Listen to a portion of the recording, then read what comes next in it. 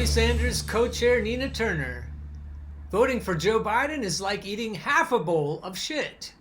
So much for Democratic enthusiasm for Joe Biden. A co-chair of Bernie Sanders' presidential campaign vividly described how she feels about choosing between Biden and President Trump, liking it to only having to eat half a bowl of excrement. It's like saying to somebody, you have a bowl of shit in front of you and all you've got to do is eat half of it instead of the whole thing. It's still shit, Sanders co-chair Nina Turner told The Atlantic. I think if we're talking about people of color and if we're talking about poor people, we have to say that Joe Biden is a full bowl of shit, maybe 2 bowls of shit. I think we're going to have to stop pretending that Donald Trump is fundamentally worse on every issue than Joe Biden is. Chris Hedges makes the point that Trump inherits a lot of the structures that he has to work with, whereas Joe Biden was the architect of many of those structures. Turner, a former Ohio State senator, was quoted in an article analyzing Trump's paths to re-election, including by exploiting disaffected supporters of Sanders' socialist campaign, Democratic Socialist Campaign. This slanted writing, over time, it just makes you retch. If we had a real socialist campaign, we'd stop sucking up to the corrupt Democrats and we'd just go full hog. But people are afraid of socialism, so they keep calling Sanders' campaign a socialist campaign. Oh, that it were true. When we have people piling into the streets to overthrow capitalism, then we'll know we're getting somewhere. As it is, we keep cozying up to the corrupt Democrats and pretending that they're going to ever do anything to solve the problems we face. Anyway, let's start that sentence over. Turner, a former Ohio State senator, was quoted in an article analyzing Trump's paths to re-election, including by exploiting disaffected supporters of Sanders' socialist campaign, which lost to Biden despite winning the first 3 state Democratic contests this year. Trump alleges the Democratic Party cheated Sanders, a Vermont senator, out of the nomination. Trump is not wrong about that. And the point that Trump is about to make also is not wrong. Trump is seeking to appeal to Sanders backers by pointing out that Biden supported the Iraq War, voted for the North American Free Trade Agreement, and authored a 1994 crime law credited with contributing to the mass incarceration of black people. Just with those points there, Biden is a full bowl of shit. Last time I got a lot of Bernie Sanders voters, as you know, a very good percentage. People were shocked, mostly because of trade, Trump said in a Father's Day discussion last month with his son, Donald Trump Jr. One thing Bernie was right on was trade. He said that everybody in this country is being hurt badly by our trade deals. They're so bad. And I get a lot of support from Bernie Sanders supporters. I think I'm going to have it again this time. If you do the research, one thing you'll find out is he will have a lot of swing voters. There are more Bernie to Trump swing voters right now than there were last time. And there were a lot last time. A lot of these voters are in the swing states of Michigan, Wisconsin, and Pennsylvania. And for people who live in those states, especially the trade deals, he makes a valid point.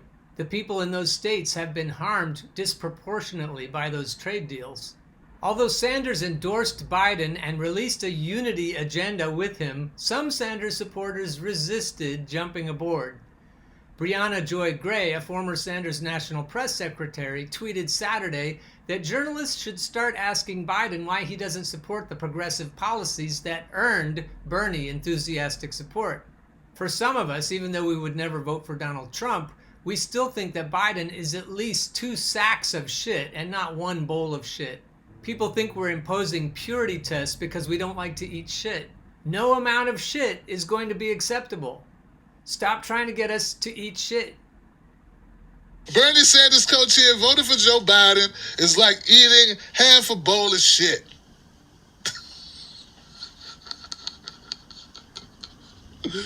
Half a bowl of...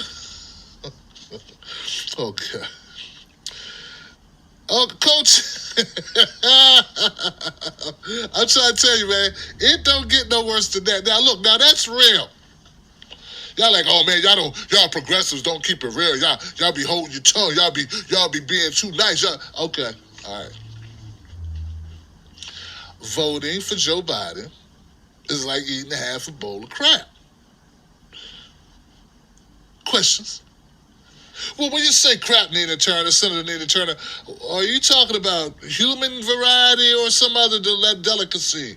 I do hear that there is a certain rare bird whose crap tastes very good. So what you need to be specific in the form of crap that you're referring to. This was reported by the New York Post. It says, co-chair Bernie Sanders' presidential campaign vividly described how she feels about choosing between Biden and President Trump. No, first sentence wrong. New York Post. Nina Turner is not only speaking for Nina Turner, she's speaking on the behalf of a lot of people. See, you're doing it again. This is you doing it again. You're saying, oh, this is just how Nina feels. They did the same thing to Michael Moore, guys. Michael Moore wasn't talking about what he wanted Michigan to do or Wisconsin to do or Pennsylvania to do. He was telling the world, this is what the world is thinking. These are what people who don't come on MSNBC think. And actually, some people on MSNBC who come here think this too, but they're scared to say it. What Nina Turner is telling you is what the pulse of America, she's been around the country. She went everywhere. Twice. She likened it to eating she likened voting for Joe Biden to eating a half bowl of excrement. It's like saying to somebody, you have a bowl in front of you. And all you got to do is eat half of it instead of the whole thing. It's still some shit, but just eat half of it. Man, it ain't like I'm telling you to eat all of it. There you go, afraid to eat some shit. Along those same lines, although sounding slightly more reasonable, Lauren Martinchek has this to say about what she wishes Joe Biden supporters would understand. I genuinely understand the desire to get Trump out of office, but there are still things to keep in mind, such as the fact that Joe Biden is at least 2 sacks of shit. There is one less candidate in the race for the presidency tonight. Delaware Senator Joseph Biden dropped out of the hunt today, saying the disclosures about his plagiarism and his exaggerations about his academic record made it impossible for him to continue. Okay, Boomer. Whatever you say, Boomer. This will go down as one of the most progressive administrations in American history. The term progressive is getting hijacked. I wonder if Joe Biden would consider choosing a Republican as a running mate. The answer is, I would. No purgatory for you, straight to heaven. Are you still opposed to public funding for abortion? I still am opposed to public funding to abortion. Do you support gay marriage? No. I like the idea they keep in jail longer. I'm the guy that wrote the bill requiring federal judges to keep people in jail. Unchain Wall Street. They're going to put you all back in chains. There's no denying that over the course of the past 5 years, the divide in the Democratic Party has only grown deeper and more entrenched. The rift between the old guard, along with their loyal voters, and the new emerging left that only grows more and more disenfranchised with the Democratic Party, frankly feels as though it's devolving to the point where there is no salvaging it. Sounds like Lauren is not going to go along with the wine track moms. Sounds as though she's saying the party of the wine track moms needs to be cast on the dump heap of history. Frankly, I can't help feeling like the Democratic Party is yet another dying entity within the end-stage capitalist American empire, living on borrowed time like the rest of them. But as we all continue to attempt to navigate our way through this deeply polarizing, exhausting, and traumatic period in time, I fundamentally believe that dialogue and honest explanations behind a point of view can be as cathartic as it is necessary. Alright, let's have some catharsis then. Within the current American political discourse, few things will generate more of a negative response from a loyal Democratic Party voter than someone on the left daring to question the presumptive Democratic nominee, Joe Biden, whether it be on his past legislative record or his willingness to take the necessary action to ensure the American people are able to recover from the wide array of events that have taken place during these unprecedented times. There is no denying in their efforts to ensure that Donald Trump loses this upcoming election, I can't help noticing the fundamental disconnect and failure to understand where those of us who are skeptical of the outcomes of a Biden administration are coming from. Of course, I genuinely sympathize with the desire to get Donald Trump out of office. My goal has never been to discourage anyone from doing what they feel is necessary in order to ensure that happens. I'll agree with that too, as long as you make it clear that the people who are thinking that Biden is going to help us get rid of Trump are absolutely misguided. Or you could even say that they have their heads up their asses. Once again, it's worth reiterating the fact that my issue is not with a voter who has authentic and legitimate fears of the prospects of another 4 years with Donald Trump in power. My issue is with people who insist Joe Biden is something that he's not, and that those of us who refuse to buy into their narrative must have ulterior motives. Yeah, you must be a Trump supporter. That's why you don't like Joe Biden. You must be a Trump supporter. It's only going to get worse between now and November. Evidently, in the eyes of a vote blue no matter who Democrat, the problem is not that Joe Biden is a center right-wing corporate sellout and a racist and a rapist. The problem is that some of us are not afraid to point it out. But Trump! Today I received an email from a, for lack of a better word, passionate reader who vehemently declared that my critiques of Joe Biden and the Democratic Party must mean I am okay with fascism. It was not the first of its kind that I've received. I have been told on multiple occasions that it's obvious I'm a Russian agent, that I'm okay with Trump's re-election, and even that it's clear I support him. For the life of me, I just cannot understand how pointing out that there are lawmakers sitting on their hands while fascism takes hold in the United States is the equivalent of me being okay with fascism. It physically pains me that such a significant portion of the Democratic voting base has become so blinded by their fear and hatred of Donald Trump that any legitimate and justified critiques of his opponents must obviously be coming from someone with the intentions of re-electing the man who, in their view, is solely responsible for everything they feel is wrong with the country today. Speaking of people who have their heads up their asses, the people who think Donald Trump is solely responsible for all of their problems, all of the world's problems, are just totally unwilling to look at the last 40 years of neoliberal policies. The whole world is reeling from neoliberalism. That's why there are so many protests the world over. Donald Trump didn't get that all done in the last 2 or 3 years. Above all else, I just wish that Joe Biden supporters could understand the fact that he is not our savior. No, he's 2 sacks of shit.